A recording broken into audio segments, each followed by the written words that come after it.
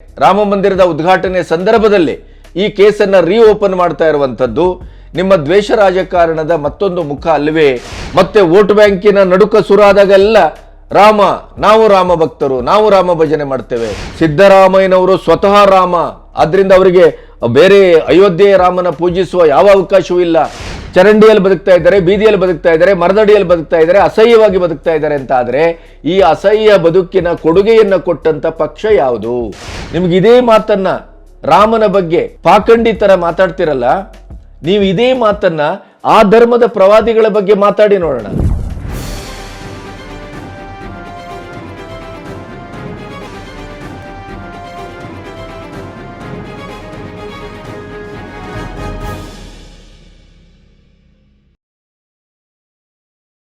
ನಮಸ್ತೆ, B Ganapati news ಚಾನೆಲ್ಗೆ ಸ್ವಾಗತ.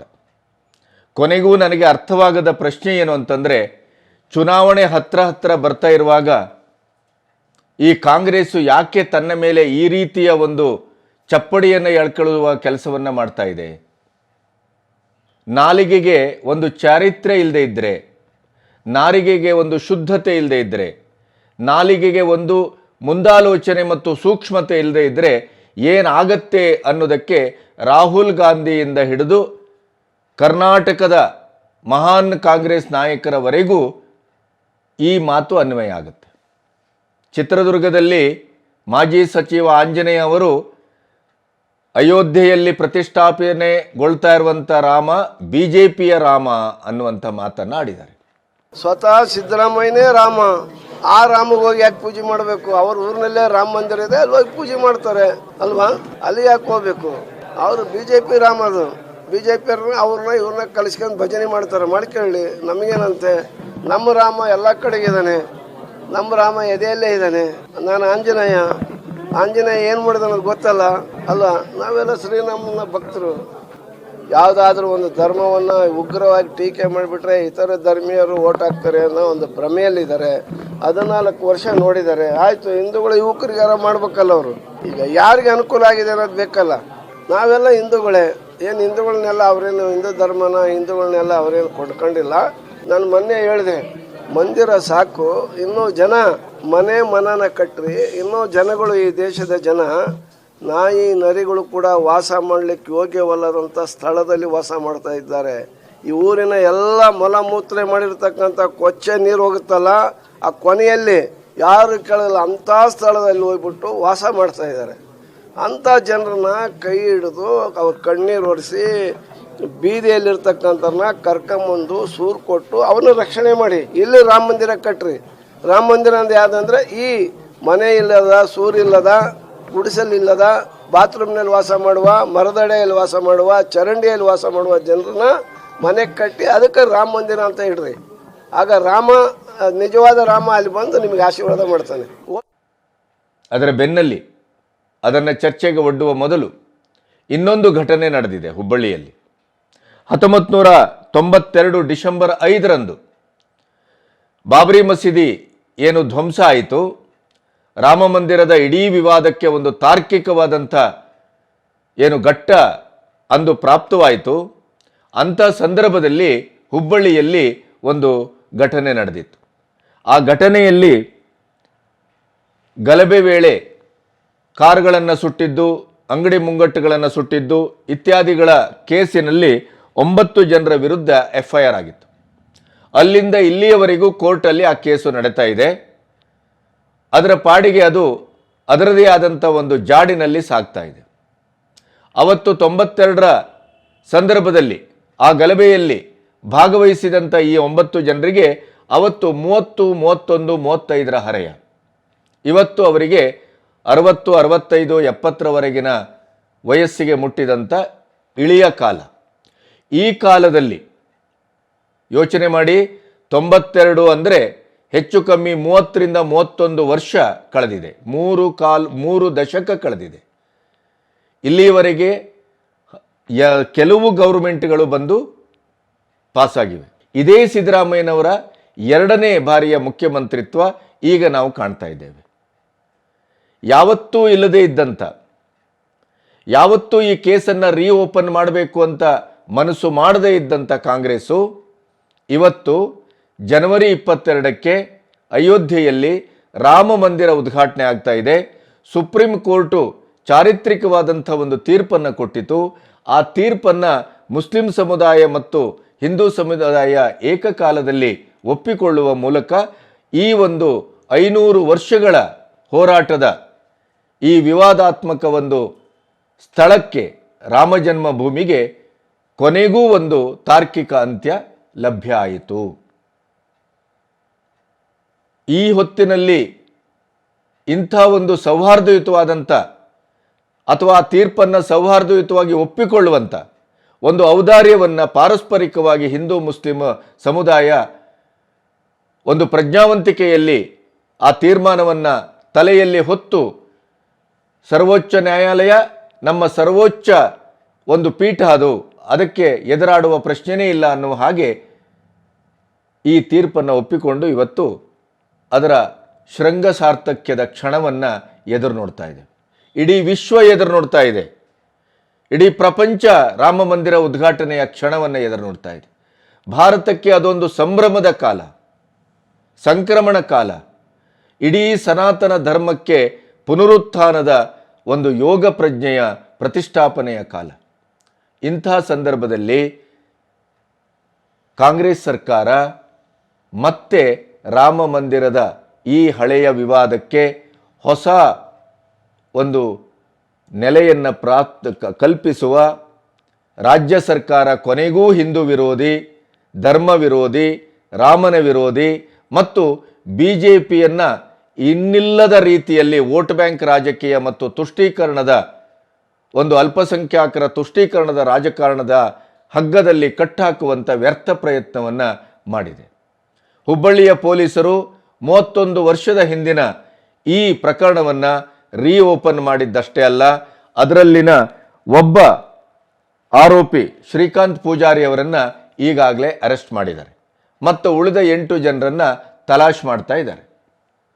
ಇಂಥ ಸಂದರ್ಭದಲ್ಲಿ ಇಂಥ ಪ್ರಕ್ಷುಬ್ಧವಾದಂಥ ಹಿಂದೂಗಳ ಬಹುಸಂಖ್ಯಾತರ ಮನಸ್ಸನ್ನು ನೋಯಿಸುವಂಥ ಅಥವಾ ಆ ರಾಮ ಮಂದಿರದ ಇಡೀ ಹೋರಾಟದಲ್ಲಿ ಬಹುತೇಕವಾದಂಥ ಕೋರ್ಟಿನ ತೀರ್ಪುಗಳು ಬಂದು ಅದು ಒಂದು ತಾರ್ಕಿಕ ಅಂತ್ಯವನ್ನು ಕಾಣ್ತಾ ಇರುವಂಥ ಈ ಸುಸಂದರ್ಭದಲ್ಲಿ ಕರ್ನಾಟಕ ಸರ್ಕಾರಕ್ಕೆ ಈ ತುಷ್ಟೀಕರಣದ ರಾಜಕೀಯದ ಅಸ್ತ್ರವನ್ನು ಅಮಾಯಕರ ಮೇಲೆ ಬಳಸುವಂಥ ಜರೂರತ್ತಿತ್ತೇ ಅನ್ನುವ ಪ್ರಶ್ನೆ ನಮ್ಮನ್ನು ಕಾಡ್ತದೆ.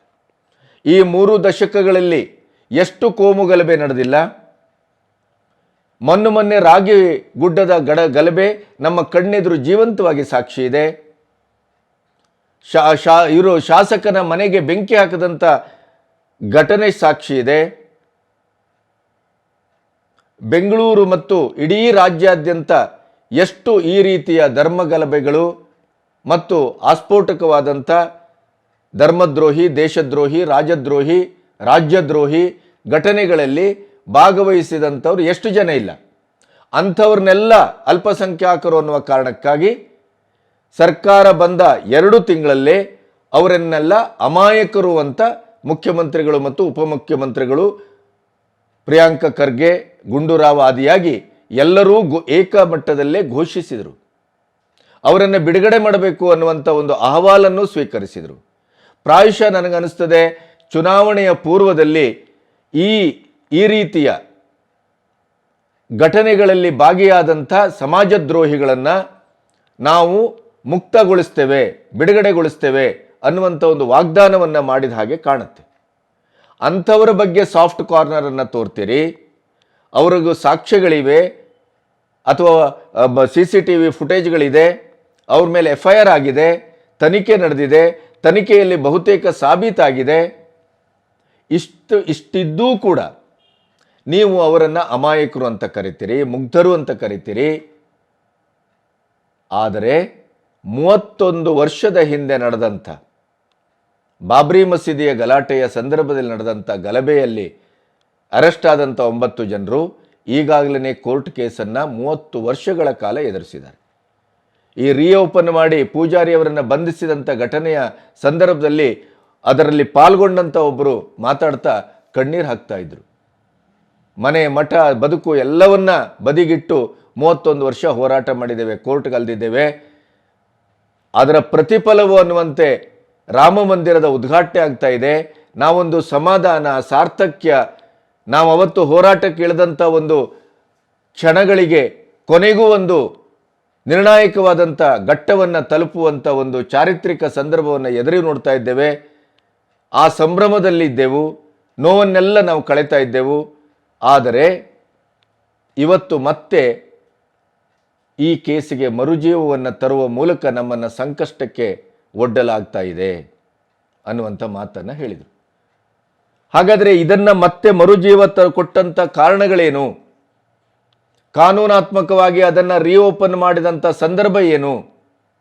ಆ 9 ಜನರನ್ನು ಯಾವ ಕಾರಣಕ್ಕಾಗಿ ತಲಾಶ್ ಮಾಡ್ತಾ ಇದ್ದೀರಿ?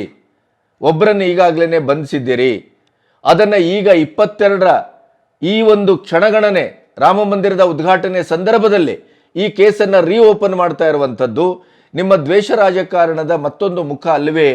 ಇದು ನಾಡು ಪ್ರಶ್ನೆ ಮಾಡ್ತಾ ಇದೆ.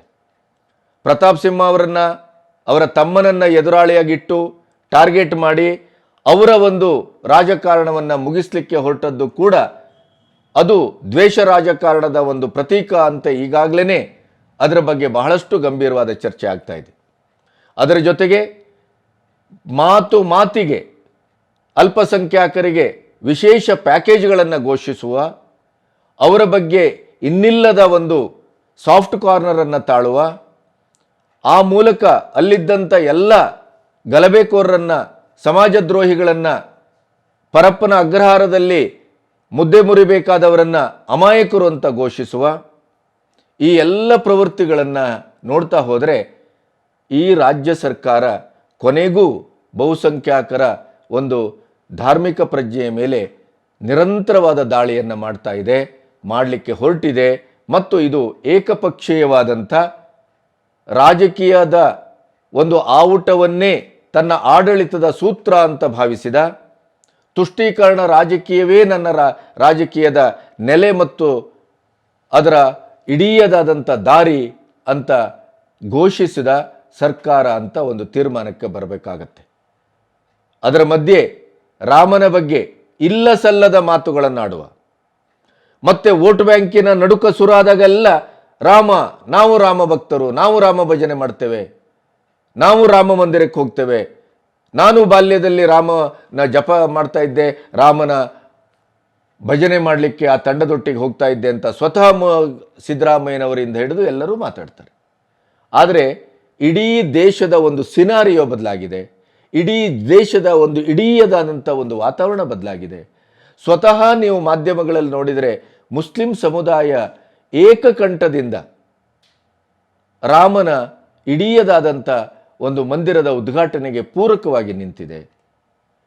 ಫಾರೂಕ್ ಅಬ್ದುಲ್ಲಾ ಅವರ ಮಾತನ್ನು ನೀವು ಯಾವ ರೀತಿಯಲ್ಲಿ ಬೇಕಾದರೂ ಅರ್ಥೈಸಿ, ಅದು ರಾಜಕೀಯದ ಒಂದು ಮುಂದಿನ ಅಥವಾ ತನ್ನ ರಾಜಕೀಯದ ಭವಿಷ್ಯವೇ ಮುಗಿದೋಯ್ತೇನೋ, 370ಯ ರದ್ದುಗೊಳಿಸಿದ್ದನ್ನು ಸುಪ್ರೀಂ ಕೋರ್ಟ್ ಎತ್ತಿಡಿದಿದೆ, ಕಾಶ್ಮೀರದಲ್ಲಿ ಭಾರತದ ಬಾವುಟವನ್ನು ಹಿಡಿದು ಅಲ್ಲಿ ಜನ ಇವತ್ತು ಬೀದಿಯಲ್ಲಿ ಭಾರತ್ ಮಾತಾ ಕಿ ಜೈ ಅಂತ ಹೇಳ್ತಾ ಇದ್ದಾರೆ, POKಯನ್ನು ಒಳಗೆ ಹಾಕ್ಕೊಳ್ಳುವಂಥ ಅಥವಾ POKಯನ್ನು ಮತ್ತೆ ಭಾರತದ ಅಖಂಡತೆಗೆ ಸೇರಿಸುವಂಥ ಪ್ರಕ್ರಿಯೆ ನಿರ್ಣಾಯಕ ಹಂತಕ್ಕೆ ತಲುಪಿದೆ. ಈ ಎಲ್ಲ ರೀತಿಯನ್ನು ಗಮನಿಸಿದರೆ ಎಲ್ಲೋ ಒಂದು ಕಡೆ ಫಾರೂಕ್ ಅಬ್ದುಲ್ಲಾ ಒಂದು ಮೋದಿಯವರೊಟ್ಟಿಗೆ ಒಂದು ತಣ್ಣನೆಯ ಒಳ ಸಂಬಂಧವನ್ನು ಬೆಳೆಸಿಕೊಳ್ಳುವ ಮತ್ತೊಂದು ಸೌಹಾರ್ದತೆಯನ್ನು ಬೆಳೆಸುವ ಮನೋಧರ್ಮಕ್ಕೆ ಬಂದ ಹಾಗೆ ಕಾಣುತ್ತೆ ಅನ್ನುವಂಥ ಒಂದು ವ್ಯಾಖ್ಯಾನವೂ ಇದೆ. ಆದರೆ ರಾಮ ಒಬ್ಬ ವಿಶ್ವದ ನಾಯಕ, ಮಾನವೀಯತೆಯನ್ನು ಪ್ರತಿಷ್ಠಾಪಿಸಿದ ನಾಯಕ, ರಾಮ ಒಬ್ಬ ಪ್ರಶ್ನಾತೀತ ನಾಯಕ, ಧರ್ಮಾತೀತ ನಾಯಕ ಅನ್ನುವಂಥ ಅವರ ಮಾತಿದೆಯಲ್ಲ, ಅದನ್ನು ನಾವು ಒಪ್ಪಿಕೊಳ್ಬೇಕು ಅಂತ. ಇಂತಹ ಸಂದರ್ಭದಲ್ಲಿ ಹಿಂದೂ ಧರ್ಮ ಏನು BJPಯ ಅಪ್ಪನ ಮನೆ ಆಸ್ತಿಯಾ? ಹಿಂದೂ ಧರ್ಮ ಏನು BJP ಕೊಂಡುಕೊಂಡಿದೆಯಾ? ಈ ರೀತಿಯೆಲ್ಲ ಮಾತಾಡುವ ಮೂಲಕ ನಾವು ಹಿಂದೂಗಳು, ನಾವು ರಾಮ ಭಕ್ತರು ಅಂತ ಹೇಳುವ ಈ ಕಾಂಗ್ರೆಸ್ಸಿಗರು ಕೊನೆಗೂ ನೀವು ನಿಮ್ಮ ಒಂದು ಆಡಳಿತದ ಪ್ರಶ್ನೆ ಅಂತ ಬಂದಾಗ, ರಾಜಕೀಯ ಅಂತ ಬಂದಾಗ, ವೋಟ್ ಬ್ಯಾಂಕಿನ ರಾಜಕಾರಣ ಅಂತ ಬಂದಾಗ ನೀವು ಯಾವ ನೆಲೆಯಲ್ಲಿ ನಿಲ್ತೀರಿ, ಯಾವ ರೀತಿ ಅಭಿವ್ಯಕ್ತಿಗೊಳ್ತೀರಿ ಮತ್ತು ನೀವು ಯಾವ ರೀತಿ ಪಕ್ಷಪಾತದ ಒಂದು ರಾಜಕಾರಣವನ್ನು ಮಾಡ್ತೀರಿ ಅನ್ನೋದಕ್ಕೆ ನೀವು ನಿರಂತರ ಸಾಕ್ಷಿಗಳನ್ನು ಕೊಡ್ತಾ ಇದ್ದೀರಿ. ಅದಿಲ್ಲದೆ ಇದ್ದರೆ ಹುಬ್ಬಳ್ಳಿಯಲ್ಲಿ 31 ವರ್ಷದ ಹಿಂದೆ ನಡೆದಂಥ ಗಲಭೆ, ಈಗಾಗಲೇ ಬೇಕಾದಷ್ಟು ಟ್ರಯಲ್ಗಳು ನಡೆದಿದ್ದಾವೆ, ಸಾಕ್ಷ್ಯಾಧಾರಗಳು ಪರಿಶೀಲನೆ ಆಗಿದೆ, ಕೋರ್ಟಿನಲ್ಲಿ ಅದರ ಬಗ್ಗೆ ಸುದೀರ್ಘವಾದಂಥ ಒಂದು ಚರ್ಚೆ ಸಂವಾದ ನಡೆದಿದೆ. ಅಂಥ ಸಂದರ್ಭದಲ್ಲಿ ಮತ್ತೆ ನೀವು ಅದನ್ನು ತಣ್ಣಗಿದ್ದಂಥ ಒಂದು ಕೇಸನ್ನು ರೀಓಪನ್ ಮಾಡಿ ಆ ಮುದುಕರನ್ನು ಇಳಿ ವಯಸ್ಸಿನಲ್ಲಿ ಬಂಧಿಸಿ ಜೈಲಿಗೆ ಕಳಿಸ್ತೀರಿ ಅಂತ ಆದರೆ ನಿಮ್ಮ ಎಷ್ಟು ಕ್ರೂರವಾದಂಥ ಒಂದು ಮನಸ್ಸನ್ನು ಹೊಂದಿದ್ದೀರಿ, ಎಷ್ಟು ಸಮಾಜ ವಿರೋಧಿಯಾದಂಥ ಧೋರಣೆಯನ್ನು ಹೊಂದಿದ್ದೀರಿ, ಬಹುಸಂಖ್ಯಾತರ ಬಗ್ಗೆ ನಿಮಗಿರುವಂಥ ಒಟ್ಟು ಒಂದು ಮನೋಭಾವ ಎಷ್ಟು ಅಮಾನುಷವಾಗಿದೆ. ಮತ್ತು ಈ ಸಂದರ್ಭಕ್ಕೆ ತಕ್ಕಾಗಿ ಕಾಯ್ತೀರಿ. ಚುನಾವಣೆ ಬರುವಾಗಲೇ ಇಂಥ ಎಲ್ಲ ವಿವಾದಗಳನ್ನು ಒಂದೋ ಮೈ ಮೇಲೆ ಎಳ್ಕೊಳ್ಳುವ, ಇಲ್ಲ ಸಮಾಜದ ಮೇಲೆ ಒಂದು ಪ್ರಕ್ಷುಬ್ಧತೆಯ ವಾತಾವರಣವನ್ನು ಬಿಂಬಿಸುವ ಕೆಲಸವನ್ನು ಮಾಡ್ತೀರಿ. ಅದರ ಬೆನ್ನಿಗೆನೆ ಚಿತ್ರದುರ್ಗದಲ್ಲಿ ಒಬ್ಬ ಮಹಾನ್ ನಾಯಕ, ಮಾಜಿ ಸಚಿವ ಆಂಜನೇಯ, ಹೆಸರಿನಲ್ಲಿ ಆಂಜನೇಯ ಇದೆ, ಆದರೆ ಮಾತಾಡೋದು ಮಾತ್ರ ರಾಮ ವಿರೋಧಿ ಹೇಳಿಕೆ. ಅದ್ರ ಕೇಳಿದ್ರೆ ನನ್ನ ಹೆಸರೇ ಆಂಜನೇಯ, ಆಂಜನೇಯನಿಗೂ ರಾಮನಿಗೂ ಇರುವ ಸಂಬಂಧ ಏನು ಅಂತ ಗೊತ್ತುಂಟಲ್ಲ ನಿಮಗೆ ಅಂತ ಕೇಳ್ತಾರೆ ಅವರು. ಆದರೆ ಇಂಥವರ ಈ ದರಿದ್ರ ಬಾಯಲ್ಲಿ ಬರುವ ಮಾತೇನು ಅಂತ ಗೊತ್ತಾ? ಅಯೋಧ್ಯೆಯಲ್ಲಿ ರಾಮ ಮಂದಿರ ಉದ್ಘಾಟನೆ ಆಗ್ತಾ ಇರುವಂಥ ಸಂದರ್ಭ, ಅಯೋಧ್ಯೆಯ ರಾಮ ಬಿಜೆಪಿಯ ರಾಮ. ಹೊಟ್ಟೆಗೆ ಏನನ್ನು ತಿಂತೀರಿ? ನಿಮ್ಮದು ನಾಲಿಗೆಯೋ ಅಥವಾ ಇನ್ನೇನಾದರೂ ಅಂತ ಪ್ರಶ್ನೆ ಮಾಡಬೇಕೇನು? ಯಾಕೆ ಆಂಜನೇಯ ಅಂತ ಹೆಸರಿಟ್ಕೊಂಡಿದ್ದೀರಿ? ನಿಮ್ಮ ಹೆಸರನ್ನು ಬದಲಾಯಿಸ್ಕೊಳ್ಳಿ. ಮತ್ತೆ ಹೇಳ್ತೀರಿ ಸಿದ್ದರಾಮಯ್ಯನವರು ಸ್ವತಃ ರಾಮ, ಆದ್ದರಿಂದ ಅವರಿಗೆ ಬೇರೆ ಅಯೋಧ್ಯೆಯ ರಾಮನ ಪೂಜಿಸುವ ಯಾವ ಅವಕಾಶವೂ ಇಲ್ಲ. ಅವರು ಇಲ್ಲೆಲ್ಲ ಒಂದು ಅವರದ್ದಂಥ ಸಿದ್ದರಾಮನ ಹುಂಡಿಯ ರಾಮನನ್ನೇ ಪೂಜಿಸ್ತಾರೆ. ಅವರಿಗೆ ಆಹ್ವಾನ ಕೊಡದೇ ಇದ್ದದ್ದೇ ಒಳ್ಳೆಯದಾಯಿತು. ಬಿಜೆಪಿಗರು ಧರ್ಮದ ಹೆಸರಿನಲ್ಲಿ ಇಡೀ ಸಮಾಜವನ್ನು ಒಡೆತಾರೆ. ಸ್ವಾಮಿಗಳೇ, ಧರ್ಮದ ರಾಜಕೀಯ ಮಾಡ್ತಾ ಇದ್ದವರು ಯಾರು? ಈ 75 ವರ್ಷದಲ್ಲಿ ವೋಟ್ ಬ್ಯಾಂಕಿನ ರಾಜಕಾರಣಕ್ಕೆ ಆ ಅಲ್ಪಸಂಖ್ಯಾಕ ವರ್ಗವನ್ನು ಇನ್ನಿಲ್ಲದಂತೆ ಓಲೈಸಿ ಇಡೀ ದೇಶದ ಅಭಿವೃದ್ಧಿಯನ್ನು ಕುಂಠಿತಗೊಳಿಸಿ ಒಮ್ಮುಖ ರಾಜಕಾರಣವನ್ನು ಮಾಡಿ ಬಹುಸಂಖ್ಯಾಕರನ್ನು ಸಂಪೂರ್ಣವಾಗಿ ತುಳಿದು ಈ ದೇಶಕ್ಕೆ ಒಂದು ದುರ್ಭಿಕ್ಷ ಯೋಗವನ್ನು ತಂದದ್ದು ಯಾರು? ನೀವು ಒಂದು ಮುಂದುವರೆದು ಒಂದು ಮಾತು ಹೇಳ್ತೀರಿ, ಎಷ್ಟೋ ಜನ ಇವತ್ತು ಚರಂಡಿಯಲ್ಲಿ ಬದುಕ್ತಾ ಇದ್ದಾರೆ, ಬಾತ್ರೂಮಲ್ಲಿ ಬದುಕ್ತಾ ಇದ್ದಾರೆ, ಮರದಡಿಯಲ್ಲಿ ಬದುಕ್ತಾ ಇದ್ದಾರೆ, ಬೀದಿಯಲ್ಲಿ ಬದುಕ್ತಾ ಇದ್ದಾರೆ. ಅವರ ಮನಸ್ಸು ಮತ್ತು ಮನೆಯನ್ನು ಕಟ್ಟಿಕೊಡಿ, ಮಂದಿರವನ್ನು ಕಟ್ಟೋದು ಸಾಕು. ಆಯಿತು, ಓಕೆ, ಮಂದಿರವನ್ನು ಕಟ್ಟೋದು ಬೇಡ, ಚರ್ಚನ್ನು ಯಾಕೆ ಕಟ್ಟಬೇಕು? ಮಾಸ್ಕನ್ನು ಯಾಕೆ ಕಟ್ಟಬೇಕು? ಹಜ್ ಭವನಕ್ಕೆ ಯಾಕೆ ದುಡ್ಡು ಕೊಡ್ತೀರಿ? ನಮ್ಮ ದೇವಸ್ಥಾನದ ಹುಂಡಿಯ ಹಣವನ್ನು ತೆಗೆದು ಅವರಿಗೆ ಮತ್ತೆ ಮತ್ತೆ ಬೀದಿಯಲ್ಲಿ ಮನೆಗೆ ಮಾಸ್ಕನ್ನು ಕಟ್ಟಿ ಅಂತ ದುಡ್ಡು ಯಾಕೆ ಕೊಡ್ತೀರಿ? ಹಜ್ ಯಾತ್ರೆಗೆ ಯಾಕೆ ದುಡ್ಡು ಕೊಡ್ತೀರಿ? ಪ್ರತಿ ಒಂದಕ್ಕೂ ಅವರಿಗೆ ಮಗುದು ಕೊಡ್ತೀರಲ್ಲ ಧಾರ್ಮಿಕವಾದಂಥ ಕಾರಣಕ್ಕೆ. ಯಾಕೆ? ಒಂದು. ಎರಡನೇದು, 75 ವರ್ಷದಲ್ಲಿ ಅತಿ ಹೆಚ್ಚು ಆಡಳಿತ ಮಾಡಿದಂಥ ಪಕ್ಷ ಯಾವುದಾದ್ರೂ ಇದ್ದರೆ ಅದು ಕಾಂಗ್ರೆಸ್ಸು. ದಲಿತರು ಮತ್ತು ಅಲ್ಪಸಂಖ್ಯಾತರು ನಿಮ್ಮ ವೋಟ್ ಬ್ಯಾಂಕು. ಆದರೆ ದಲಿತರಿಗೆ ಏನನ್ನು ಕೊಟ್ಟಿದ್ದೀರಿ? ಸ್ವತಃ ನೀವು ಆ ವರ್ಗದಿಂದ ಬಂದವರು, ಹೇಳಿ. ಚರಂಡಿಯಲ್ಲಿ ಬದುಕ್ತಾ ಇದ್ದಾರೆ, ಬೀದಿಯಲ್ಲಿ ಬದುಕ್ತಾ ಇದ್ದಾರೆ, ಮರದಡಿಯಲ್ಲಿ ಬದುಕ್ತಾ ಇದ್ದಾರೆ, ಅಸಹ್ಯವಾಗಿ ಬದುಕ್ತಾ ಇದ್ದಾರೆ ಅಂತ ಆದರೆ ಈ ಅಸಹ್ಯ ಬದುಕಿನ ಕೊಡುಗೆಯನ್ನು ಕೊಟ್ಟಂಥ ಪಕ್ಷ ಯಾವುದು? ಇದೇ ಮೋದಿಯವರು ಬಂದ ಮೇಲೆ ಚರಂಡಿಯ ಬಗ್ಗೂ ಮಾತಾಡಿದ್ರು, ಅವರು ಬಾತ್ರೂಮ್ ಬಗ್ಗೂ ಮಾತಾಡಿದ್ರು, ಶೌಚಾಲಯದ ಬಗ್ಗೆವನ್ನು ಕಟ್ಸ್ಕೊಟ್ರು, ನೀರನ್ನು ಕೊಟ್ಟರು. ಪ್ರತಿ ಒಂದು ವಿಭಾಗದಲ್ಲಿ ಅವ್ರಿಗೆ ಯಾವ ವರ್ಗಕ್ಕೆ ಬದುಕಿನ ಮೂಲಭೂತ ಅವಶ್ಯಕತೆಗಳಿರಲಿಲ್ವೋ ಅದರದ್ದೇ ಆದಂಥ ತೊಂದರೆಯನ್ನು ಅನುಭವಿಸ್ತಾ ಇದ್ರು, ಅಸಹ್ಯವಾಗಿ ಬದುಕ್ತಾ ಇದ್ರು. ಅವರ ಬದುಕನ್ನು ಸಂಪೂರ್ಣ ನೇರ್ಪುಗೊಳಿಸುವಂಥ ಕಾಲವನ್ನು 10 ವರ್ಷದಲ್ಲಿ ಅತ್ಯಂತ ಜತನದಿಂದ ಮಾಡಿದ್ದಾರೆ. ನೀವು ಅದನ್ನು ಕಣ್ಣಾರೆ ನೋಡ್ಬೋದು. ನಿಮ್ಮ ಸರ್ಕಾರ ಮಾಡಿಲ್ಲ. ನೀವು ಈಗ ರಾಮ ಬಿಜೆಪಿಯ ರಾಮನ ಅಂತ ಕೇಳ್ತೀರಿ, ಹಿಂದೂ ಧರ್ಮವನ್ನು ಬಿಜೆಪಿ ಕೊಂಡುಕೊಂಡಿದ್ಯಾ ಅಂತ ಕೇಳ್ತೀರಿ. ನೆಹರು ಅವರ ಕಾಲದಿಂದಲೇ ಬಾಬ್ರಿ ಮಸೀದಿಯ ರಾಮ ಮಂದಿರದ ವಿವಾದ ಸ್ವತಂತ್ರ ಭಾರತದಲ್ಲಿ ಹೊಸ ಸ್ವರೂಪದಲ್ಲಿ ಕಾಣಿಸ್ಕೊಳ್ತು.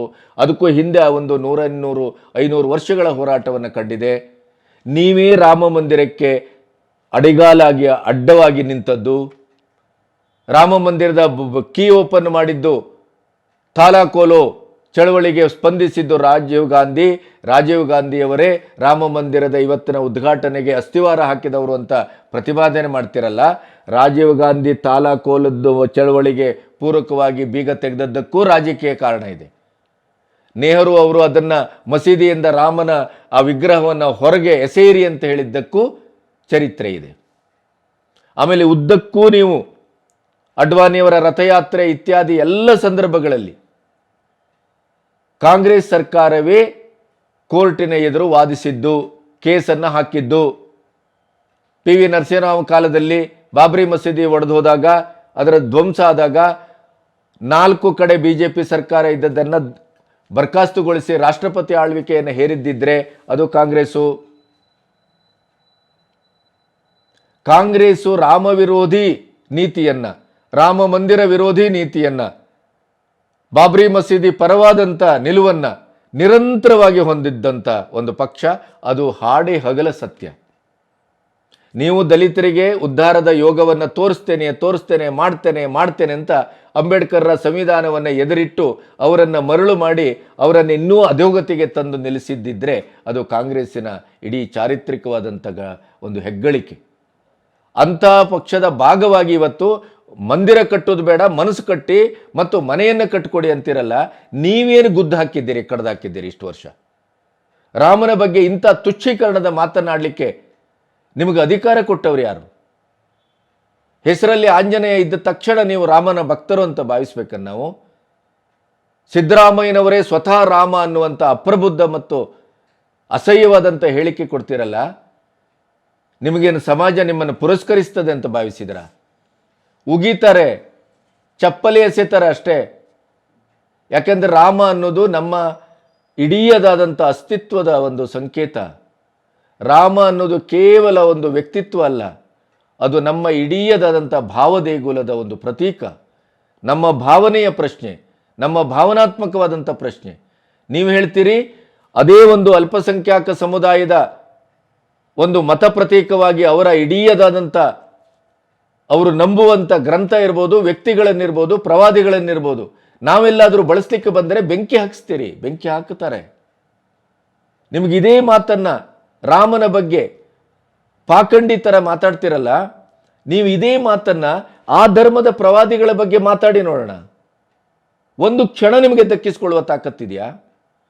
ಯಾಕೆಂತಂದರೆ ನಿಮ್ಮ ಇಡೀ ಜುಟ್ಟು ಜನವಾರವನ್ನು ಸಂಪೂರ್ಣವನ್ನು ಅವರಿಗೆ ಧಾರೆ ಎರೆದು ಮತಭಿಕ್ಷೆಯನ್ನು ಬೇಡುವ ಭಿಕ್ಷುಕರಾಗಿದ್ದೀರಿ, ನಿರ್ಲಜ್ಜರಾಗಿದ್ದೀರಿ. ನೀವು ದೇಶದ್ರೋಹಿಗಳೇ ಹೊರತು ದೇಶವಾಸಿಗಳೇ ಅಲ್ಲ. ಯಾಕೆಂತಂದರೆ ಒಂದು ದೇಶಕ್ಕೆ ತನ್ನದೇ ಆದಂಥ ಒಂದು ಧರ್ಮ ಅಂತಿದೆ, ಸನಾತನತೆ ಅಂತಿರುತ್ತೆ, ಅದರ ಮೂಲ ಚರಿತ್ರೆ ಅಂತ ಒಂದಿರುತ್ತದೆ, ಅದರ ಮೂಲ ಸ್ವಭಾವ ಅಂತಿರ್ತದೆ, ಅದರ ನೇಚರ್, ಅದರ ಸ್ವಭಾವ, ಅದು ಇಡೀದಾದಂಥ ಒಂದು ಸ್ವರೂಪವನ್ನು ಇಡೀ ದೇಶಕ್ಕೆ ಕೊಡ್ತದೆ. ಆ ಸ್ವರೂಪದ ಈ ಒಂದು ಅದ್ಭುತವಾದಂಥ ಚಿರಂತನ ಸತ್ಯ ಮತ್ತು ಸಂಕೇತವೇ ರಾಮ ಮತ್ತು ಕೃಷ್ಣ. ಅಯೋಧ್ಯ ಅನ್ನೋದು ನಮ್ಮ ಭಾವನಾ ನೆಲೆ, ಅದು ನಮ್ಮ ಭಾವನಾತ್ಮಕವಾದಂಥ ಕೇಂದ್ರ ಬಿಂದು. ರಾಮನನ್ನು ಬಾಯಿಗೆ ಬಂದ ಹಾಗೆ ಮಾತಾಡುವ, ಬೊಗಳುವ ನಿಮ್ಮಂಥವರಿಂದಲೇ ನಿಮ್ಮ ಇಡೀ ಕಾಂಗ್ರೆಸ್ ಪಕ್ಷ ಒಂದು ನಿರ್ಣಾಯಕವಾದಂಥ ಚುನಾವಣೆಯ ಸಂದರ್ಭದಲ್ಲಿ ಸಂಪೂರ್ಣವಾಗಿ ಹಿಟ್ ವಿಕೆಟ್ ಆಗುವಂಥದ್ದು. ನೀವು ಸೋಲ್ತೀರಿ, ನಾಶ ಆಗ್ತೀರಿ. ಯಾಕೆಂತಂದರೆ ನಿಮಗೆ ನಾಲಿಗೆಗೆ ಒಂದು ಚರಿತ್ರೆ ಇಲ್ಲ, ಚಾರಿತ್ರ್ಯ ಇಲ್ಲ, ಅಧ್ಯಯನ ಇಲ್ಲ. ಈ ಕೇಸಿನ ಬಗ್ಗೆ ಗೃಹ ಮಂತ್ರಿ ಪರಮೇಶ್ವರ್ ಅವರು ಸುದ್ದಿ ಮಾಧ್ಯಮದೊಟ್ಟಿಗೆ ಮಾತಾಡಿದ್ದ ಒಂದು ಮಾತುಗಳನ್ನು ನೀವು ಕೇಳಿ. ಹಳೆ ಕೇಸ್ಗಳನ್ನೆಲ್ಲ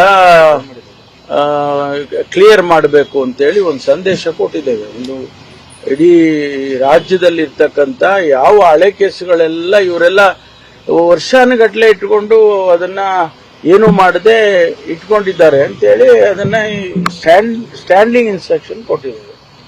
ಅದರಲ್ಲಿ ಹುಬ್ಳಿನಲ್ಲಿ ಸುಮಾರು 32 ಕೇಸ್ಗಳನ್ನ ಪೆಂಡಿಂಗ್ ಇದ್ದದ ಕೇಸ್ಗಳನ್ನೆಲ್ಲ ಓಪನ್ ಮಾಡಿ ಅದನ್ನ ಕ್ಲಿಯರ್ ಮಾಡುವಾಗ ಇದು ಅದರೊಳಗಡೆ ಬಂದಿದೆ. ಅವನ ಅರೆಸ್ಟ್ ಮಾಡಿ ಕಸ್ಟಡಿ ಕೊಟ್ಟಿದ್ದಾರೆ. ಅದಕ್ಕೆ ಎಲ್ಲರಿಗೂ ಮಾಡಿದಂಗೆ ಅವರಿಗೂ ಮಾಡಿದ್ದಾರೆ. ಇದನ್ನ ಉದ್ದೇಶ ಇಟ್ಕೊಂಡು ಏನು ಮಾಡಿಲ್ಲ. ಅದು ತಪ್ಪು ಕಲ್ಪನೆ, ಅಷ್ಟು ಬಿಟ್ರೆ ಬೇರೆ ಏನೂ ಇಲ್ಲ. ಯಾರೋ ಆ ರೀತಿ ಹಿಂದೂ ಕಾರ್ಯಕರ್ತರು, ಇನ್ನೊಂದು ಕಾರ್ಯಕರ್ತರು ಆ ತರ ಯಾರನ್ನು ಟಾರ್ಗೆಟ್ ಮಾಡಿ ನಾವು ಮಾಡೋದಕ್ಕೆ ಹೋಗೋದಿಲ್ಲ. ಕಾನೂನಿನ ಪ್ರಕಾರ ಏನ್ ಮಾಡಬೇಕು ಅದನ್ನ ಪೊಲೀಸ್ ಇಲಾಖೆ ಮಾಡುತ್ತೆ. ಆದ್ರೆ ಇದಕ್ಕೆ ಆ ಬಣ್ಣ ಕಟ್ಟೋದು ಸೂಕ್ತ ಅಲ್ಲ ಅಂತ ಹೇಳಿ ನಾನು ಹೇಳೋದಕ್ಕೆ ಬಯಸ್ತೇನೆ. ಉದ್ದೇಶಪೂರ್ವಕವಾಗಿ ಮಾಡಿದ್ದಲ್ಲ, ಅವರೊಬ್ಬರನ್ನೇ ಮಾಡಿದ್ರೆ ನಾನು ಒಪ್ಕೊಳ್ತಾ ಇದ್ದೆ. ಆದ್ರೆ ಈ ಬೇರೆ ಬೇರೆ ಎಲ್ಲ ಹಳೆ ಕೇಸ್ಗಳನ್ನೆಲ್ಲ ಕ್ಲಿಯರ್ ಮಾಡುವಂತ ಸಂದರ್ಭದಲ್ಲಿ ಇದು ಕೂಡ ಬಂದಿದೆ. ಅಷ್ಟು ಹಳೆ ಕೇಸ್ಗಳು ಯಾವ್ಯಾವ್ದಿದೆ ಅದೆಲ್ಲ ಕ್ಲಿಯರ್ ಮಾಡುವಂತದ್ದು ಸೂಚನೆ ಸರ್ಕಾರದಿಂದ, ಹಾಗಾಗಿ ಅದು ಬಂದಿದೆ ಅಷ್ಟೇ, ಬೇರೆ ಏನಿಲ್ಲ. ಗೊತ್ತಿಲ್ಲ, ಅದು ಏನೋ ಇನ್ವೆಸ್ಟಿಗೇಷನ್ ಮಾಡಿ ಅದು ಹಾಗೆ ಬಹಳ ಕಡೆ ಈ ತರದ ಕೇಸ್ಗಳನ್ನ ಹಾಗೆ ಬಿಟ್ಬಿಡ್ತಾರೆ. ಅದು ಯಾವಾಗ್ಲೂ ಒಂದ್ಸರಿ ಮತ್ತೆ ಓಪನ್ ಆಗುತ್ತೆ. ಅಂಥದ್ರಲ್ಲಿ ಇದು ಒಂದಾಗಿದೆ. ಅದರಲ್ಲಿ ನಾನು ಕೂಡ ಅವರಿಗೆ ಕಮಿಷನರ್ಗೆ ಅವರಿಗೆಲ್ಲ ಮಾತನಾಡ್ತೇನೆ, ಏನಂತ ಏನು ಇದು ಇತ್ತು ಹಾಗೆ ಅಂತ ಹೇಳ್ಕೊಂಡು. ಅವರು ನನಗೆ ಬಂದಿರೋ ರಿಪೋರ್ಟ್ ಪ್ರಕಾರ ಹಳೆ ಕೇಸ್ಗಳನ್ನೆಲ್ಲ ಓಪನ್ ಮಾಡಿಕೊಂಡು ಅದನ್ನೆಲ್ಲ ಕ್ಲಿಯರ್ ಮಾಡಬೇಕು ಅಂತ ನಾವೇನು ಹೇಳಿದ್ವಿ ಅದನ್ನ ಮಾಡ್ತಾ ಇದ್ದಾರೆ. ಅದರಲ್ಲಿ ಆಕಸ್ಮಿಕವಾಗಿ ಇದು ಒಂದು ಕೇಸ್ ಬಂದಿದೆ ಅಷ್ಟೇ. ಇಲ್ಲಿ ಪರಮೇಶ್ವರ್ ಹೇಳ್ತಾರೆ, ಇದು ಹಳೆ ಕೇಸುಗಳ ಮತ್ತು ಬಾಕಿ ಉಳಿದ ಕೇಸುಗಳ ವಿಲೇವಾರಿ. ಈ ವಿಲೇವಾರಿಯ ಸಂದರ್ಭದಲ್ಲಿ ದುರದೃಷ್ಟವಶಾತ್ ಈ ಒಂದು ಕೇಸು ಸೇರ್ಕೊಂಡಿದೆ, ನಾನು ಕಮಿಷನರ್ ಒಟ್ಟಿಗೆ ಮಾತಾಡ್ತೇನೆ ಅಂತ ಹೇಳ್ತಾರೆ. ಅಂದರೆ ರಾಜ್ಯದ ಗೃಹ ಮಂತ್ರಿಗೆ ಗೊತ್ತಿಲ್ಲದೇನೆ ರಾಮ ಮಂದಿರಕ್ಕೆ ಸಂಬಂಧಪಟ್ಟಂಥ ಒಂದು 31 ವರ್ಷದ ಹಳೆಯ ಕೇಸನ್ನು ಮತ್ತೆ ರೀಓಪನ್ ಮಾಡಿ ಅವರನ್ನು ಬಂಧಿಸುವಂಥ ಕೆಲಸ ಮಾಡ್ತಾರೆ ಅಂತ ಆದರೆ ರಾಜ್ಯದಲ್ಲಿ ಹಾಗಾದರೆ ಸರ್ಕಾರ ಯಾವ ರೀತಿಯಲ್ಲಿ ಕೆಲಸ ಮಾಡ್ತಾ ಇದೆ ಅನ್ನುವಂಥ ಪ್ರಶ್ನೆಯೂ ಉತ್ಪನ್ನ ಆಗುತ್ತೆ. ಅದರ ಜೊತೆ ಕಾಕತಾಳೀಯ ಅಂತಾರೆ ಅವರು. ಹೇಗೆ ಕಾಕತಾಳೀಯ? ಕಮಿಷನರ್ ಹೇಳ್ತಾರೆ, ತಲೆಮರೆಸಿಕೊಂಡಿದ್ದಂಥ ಹಳೆ ಬಾಕಿಯಲ್ಲಿ ಇದ್ದಂಥ ಆರೋಪಿಗಳನ್ನು ಬಂಧಿಸಿದ್ದೇವೆ. ಇದೇ ರಾಜಧರ್ಮ ದಾಸ ಮತ್ತು ಶ್ರೀಕಾಂತ್ ಪೂಜಾರಿ, ಈ 9 ಜನರಲ್ಲಿ ಈಗ ಬದುಕುಳಿದವರು, ಅವರಿಬ್ಬರನ್ನ ನೀವು ಬಂಧಿಸಿದ್ದೀರಿ. ಆ ಬಂಧನಕ್ಕೆ ನೀವು ತಲೆಮರೆಸಿಕೊಂಡದ್ದವರು ಅಂತ ಏನು ವ್ಯಾಖ್ಯಾನ ಮಾಡ್ತೀರಿ, ಅವರು ಅದೇ ಹುಬ್ಬಳ್ಳಿಯಲ್ಲಿ ಅದೇ ಶಹರದಲ್ಲಿ ರಿಕ್ಷಾ ಓಡಿಸ್ಕೊಂಡು ಇತ್ಯಾದಿ ಕೆಲಸ ಮಾಡಿಸ್ಕೊಂಡು ಅವರು ಕಳೆದ 31 ವರ್ಷದಿಂದಲೂ ಬದುಕೊಂಡಿದ್ದಾರೆ. ಹಾಗಾದರೆ ಈ ತರ್ಕಕ್ಕೆ ನಿಮ್ಮ ಸಮಜಾಯಿಷಿ ಎಷ್ಟು ಮೇಲ್ನೋಟದ್ದು ಅನ್ನೋದು ಅರ್ಥ ಆಗುತ್ತೆ. ಅಂದರೆ ರಾಮ ಮಂದಿರದ ಉದ್ಘಾಟನೆಯ ಸಂದರ್ಭಕ್ಕೆ ತಕ್ಕಾಗಿ ಈ ರಾಮ ಮಂದಿರದ ಹೋರಾಟದ ಸಂಬಂಧಿತ ಕೇಸನ್ನು ರೀಓಪನ್ ಮಾಡುವ ಮೂಲಕ ಹಿಂದೂಗಳ ಭಾವನೆಗೆ, ಹಿಂದೂ ಕಾರ್ಯಕರ್ತರ ಭಾವನೆಗೆ ಮತ್ತು ರಾಮ ಮಂದಿರದ ಇಡೀದಾದಂಥ ಒಂದು ಭಾವನಾತ್ಮಕವಾದಂಥ ಈ ಉತ್ಕರ್ಷದ ಒಂದು ಉತ್ಸವದ ಮನೋಭಾವ ಏನಿದೆ ಅದಕ್ಕೆ ತಣ್ಣೀರೆರಚುವಂಥ ಕಾಂಗ್ರೆಸ್ಸಿನ ಒಂದು ಅನುಗಾಲದಿಂದ ಬಂದಂಥ ಈ ಚಾಳಿಯನ್ನು ಅದು ಮುಂದುವರಿಸಿದೆ ಅನ್ನುವ ಆಪಾದನೆಗೆ ಈ ಗೃಹ ಮಂತ್ರಿಗಳ ಮಾತೇ ಹೆಚ್ಚು ಪುಷ್ಟಿಯನ್ನು ಕೊಡ್ತದೆ ಅಂತ ನಾನು ಭಾವಿಸ್ತೇನೆ. ಅದರ ಹಿನ್ನೆಲೆಯಲ್ಲಿ ಒಂದಿಷ್ಟು ಮಾತನಾಡಬೇಕು. ಕೊನೆಯದಾಗಿ ಏನು ಅಂತಂದರೆ, ಒಂದು ತುಷ್ಟೀಕರಣದ ರಾಜಕಾರಣ, ದ್ವೇಷ ರಾಜಕಾರಣದ ಫಲವಾಗಿ ಮುಸ್ಲಿಮರನ್ನು ಓಲೈಸುವ, ಆ ಮುಖೇನ ಅಲ್ಲಿಯ ಇಡೀ ಸಮಾಜದ್ರೋಹಿ ಶಕ್ತಿಗಳನ್ನು ಮುಗ್ಧರು ಅಂತ ಕರೆಯುವ ಮತ್ತು ಅವರಿಗೆ ಕಾನೂನಾತ್ಮಕವಾಗಿ ರಕ್ಷಣೆ ಕೊಡುವ ಕೆಲಸವನ್ನು ಸದ್ಯದ ಸರ್ಕಾರ ಮಾಡ್ತಾ ಇದೆ. ಜೊತೆಗೆ ಇಡೀದಾಗಿ ಇತಿಹಾಸದಲ್ಲಿ ನಡೆದು ಅದರ ಬಗ್ಗೆ ವಿಚಾರಣೆ ನಡೆದು ಅದರ ಬಗ್ಗೆ FIR ಆಗಿ ಎಲ್ಲವೂ ಆಗಿ ಒಂದು ಹಂತಕ್ಕೆ ಬಂದು ಆ ತಣ್ಣಗಾಗಿದ್ದಂಥ 31 ವರ್ಷದ ಹಿಂದಿನ ಕೇಸನ್ನು ಓಪನ್ ಮಾಡಿ ಹುಬ್ಬಳ್ಳಿಯಲ್ಲಿ ಮತ್ತೆ ರಾಮ ಮಂದಿರದ ವಿವಾದಕ್ಕೆ ಜೀವ ತುಂಬುವ ಕೆಲಸವನ್ನು ಅನಾವಶ್ಯಕವಾಗಿ, ಅನಪೇಕ್ಷಿತವಾಗಿ, ದುರುದ್ದೇಶಪೂರ್ವಕವಾಗಿ ರಾಮ ಮಂದಿರ ಉದ್ಘಾಟನೆಯ ಹೊತ್ತಲ್ಲಿ ನಾವೇನೋ ಒಂದು ರೀತಿಯಲ್ಲಿ ಜಾತ್ಯತೀತ ಮತ್ತು ಧರ್ಮಾತೀತವಾದಂಥ ಪ್ರಜ್ಞೆಯಲ್ಲಿ ಸರ್ವೇ ಜನ ಸುಖಿನೋ ಭವಂತು ಶಾಂತಿ ಧರ್ಮವನ್ನು ಪಠಿಸುವಂಥ ಒಂದು ಮಹಾನ್ ನಾಯಕರು ನಾವು ಅನ್ನುವ ಭ್ರಮೆಯಲ್ಲಿ ಸಿದ್ದರಾಮಯ್ಯನವರ ಸರ್ಕಾರ ಅಲ್ಪಸಂಖ್ಯಾತರ ಪರವಾಗಿ ನಿಂತು ಬಹುಸಂಖ್ಯಾತರಿಗೆ ಈ ಒಂದು ಹಳೆಯ ಕೇಸನ್ನು ಮರುಜೀವ ಕೊಟ್ಟು ಅತಾಂತ್ರಿಕವಾಗಿ ಅವರನ್ನು ಕೆಡವುವ ಮತ್ತು ಅವರ ವಯೋವೃದ್ಧರಾದರೂ ಕೂಡ ಅವರಿಗೆ ಮತ್ತೆ ಜೈಲಿಗೆ ತಳ್ಳುವಂಥ ಕೆಲಸವನ್ನು ಮಾಡ್ತಾ ಇರೋದು ಅತ್ಯಂತ ನೀಚತನ, ಅಮಾನವೀಯತೆ. ಅದರ ಮಧ್ಯೆ ಇಡೀ ಹಿಂದೂ ಧರ್ಮಕ್ಕಾಗಿ, ರಾಮನ ಪ್ರತಿಷ್ಠಾಪನೆಗಾಗಿ, ಅಯೋಧ್ಯೆಗಾಗಿ, ಹಿಂದುತ್ವದ ಉಳಿವಿಗಾಗಿ, ಸನಾತನ ಧರ್ಮದ ಪರವಾಗಿ ಹೋರಾಡುತ್ತಿರುವಂಥ ಹಿಂದೂ ಕಾರ್ಯಕರ್ತರಿಗೆ ಈ BJPಯವರು ಮಾಡ್ತಾ ಇರೋದು ಏನು? ಅದಕ್ಕಾಗಿ ದಕ್ಷಿಣ ಕನ್ನಡದಲ್ಲಿ ಒಂದು ಆ ಕೊಲೆಯ ಪ್ರಕರಣದಲ್ಲಿ ಕೊನೆಗೂ ಏನಾಯಿತು, BJPಯ ರಾಜ್ಯದ ಅಧ್ಯಕ್ಷರಾಗಿದ್ದಂಥ ಕಟೀಲ್ ಅವರನ್ನು ಇಡೀದಾಗಿ ಕಾರನ್ನೇ ಅಲ್ಲಾಡಿಸಿ ಸುತ್ತುವರೆದು ಅವರನ್ನು ಅಲ್ಲಿ ಕಾರನ್ನು ಪುಡಿಗಟ್ಟುವ ಕೆಲಸವರೆಗೆ ಹಿಂದೂ ಕಾರ್ಯಕರ್ತರೇ ಬರಬೇಕಾಯಿತು. ಯಾಕೆಂತಂದರೆ ಈ BJPಯ ಷಂಡತನ ಇದೆಯಲ್ಲ ಅಧಿಕಾರದ ದಾಹದ ರಾಜಕಾರಣ ಇದೆಯಲ್ಲ, ಅದು ತಳಮಟ್ಟದ ಕಾರ್ಯಕರ್ತರನ್ನ ಹಿಂದುತ್ವದ ಹೆಸರಿನಲ್ಲಿ ಜೈಲಿಗೆ ಹೋಗಿ ಲಾಠಿ ತಿಂದು ತಮ್ಮ ಒಂದು ಕೆಲವು ಮನೆಯ ದೀಪವೂ ಆರೋಗಿದೆ, ಕೊಲೆಗೀಡಾಗಿದ್ದಾರೆ. ಎಷ್ಟು ಜನ ಅವರ ಪರವಾಗಿ ಎಲ್ಲಿ ನಿಂತಿದ್ದೀರಿ? ಇವತ್ತು ರೀಓಪನ್ ಮಾಡಿದ್ದಾರೆ ಕೇಸು. ಬಿಜೆಪಿಯ ರಾಮ ಅಯೋಧ್ಯೆಯ ರಾಮ ಅಂತ ಕರೀತಾರೆ ಆಂಜನೇಯನವರು. ಈ ಯಾವ ಪ್ರಕರಣವನ್ನು ನಿರ್ಣಾಯಕವಾಗಿ ಗಮನಿಸ್ತೀರಿ? ಬಿಜೆಪಿಯ ಇಡೀದಾದಂಥ ಒಂದು ಒಳ ರಾಜಕೀಯ, ಅಧಿಕಾರದ ರಾಜಕೀಯ. ಸೋಮಣ್ಣಂದು ಒಂದು ಹೇಳಿಕೆ, ಯತ್ನಾಳದ ಒಂದು ಹೇಳಿಕೆ, ಸದಾನಂದ ಗೌಡರು ತಾನೊಂದು ಭೀಷ್ಮ ಪ್ರಜ್ಞೆಯಲ್ಲಿ ಬಹಳ ಸಮತಾವಾದದಲ್ಲಿ ನಾನು ಮಾತಾಡ್ತಾ ಇದ್ದೇನೆ ಅಂತ ಹೇಳಿ ರಾಜಕೀಯವಾಗಿ ಪಕ್ಷದ ಒಳಗಡೆ ಮಾತಾಡಬೇಕಾದ್ದನ್ನು ಪೇಪರ್ ಟೈಗರಲ್ಲಿ ತೋರಿಸ್ತಾರೆ. ಸನ್ಯಾಸವನ್ನು ಸ್ವೀಕರಿಸಿ ನಾನು ಇನ್ನು ನಿವೃತ್ತಿ ಆಗ್ತೇನೆ ಅಂತ ಹೇಳುವವರು ಮತ್ತೆ ಪ್ರವೃತ್ತಿಯ ರಾಜಕಾರಣಕ್ಕೆ ಬರುವ ಹುನ್ನಾರವನ್ನು ತೋರಿಸ್ತಾರೆ. ಒಬ್ಬರು ಕಂಡ್ರೆ ಒಬ್ರಿಗಾಗುವುದಿಲ್ಲ. ಅವ್ರದ್ದೇ ಆದಂಥ ಅಧಿಕಾರಕ್ಕೆ, ಅವ್ರದ್ದೇ ಆದಂಥ ಮಕ್ಕಳ ಅಧಿಕಾರಕ್ಕೆ, ಅವರ ವಂಶೋದ್ಧಾರಕ್ಕೆ ಈ ಹೋರಾಟಗಳೇ ನಡೀತಾ ಇದೆ. ಅಲ್ಲಿ ಅಮಾಯಕರು 31 ವರ್ಷದ ಹಿಂದೆ ಹೋರಾಟ ಮಾಡಿ ಜೈಲೂಟವನ್ನು ಮಾಡಿ ಇಷ್ಟು ವರ್ಷವೂ ಕೋರ್ಟಿಗೆ ಅಲೆದು ಈ ವಯಸ್ಸು ಆದಂಥ ಹೊತ್ತಿನಲ್ಲಿ 65-70 ತುಂಬಿದ ಹೊತ್ತಿನಲ್ಲಿ ಅವರ ಕೇಸನ್ನು ಮರು ವಿಚಾರಣೆಗೆ ಒಳಪಡಿಸುವ, ಅದನ್ನು ಮತ್ತೆ ಜೀವ ಕೊಡುವ ಕೆಲಸ ಮಾಡಿ ಒಬ್ಬನನ್ನು ಬಂಧಿಸಲಾಗಿದೆ. ಇಷ್ಟೊತ್ತಿನವರೆಗೂ BJPಯವರ ಯಾವುದೇ ರೀತಿಯ ಪ್ರತಿಭಟನೆ ಆಗಲಿಲ್ಲ, ಅದಕ್ಕೆ ಒಂದು ಹೇಳಿಕೆ ಬರಲಿಲ್ಲ, ಏನೂ ಆಗಿಲ್ಲ. ಅಂದರೆ ಓಟು ಬರಬೇಕಾದ್ರೆ ನಿಮಗೂ ಅಷ್ಟೇ ಹಿಂದೂಗೊಳ್ಬೇಕು. ಅದೇ ವ್ಯಕ್ತಿಗತ ರಾಜಕಾರಣ, ಅಧಿಕಾರದ ರಾಜಕಾರಣ ಅಂತ ಬಂದಾಗ ಕಾರ್ಯಕರ್ತರು ಹಾಳಾಗೋಗ್ಲಿ, ಅವರು ಕೊಲೆಯಾಗಲಿ, ಅವರು ಏನು ಬೇಕಾರಾಗಲಿ, ನಿಮಗೆ ಸಂಬಂಧ ಇಲ್ಲಲ್ಲ. ಪ್ರಹ್ಲಾದ್ ಜೋಶಿ ಅವರು ಎಲ್ಲೋಗಿದ್ದಾರೆ? ಅವರ ಕ್ಷೇತ್ರ ಅದು.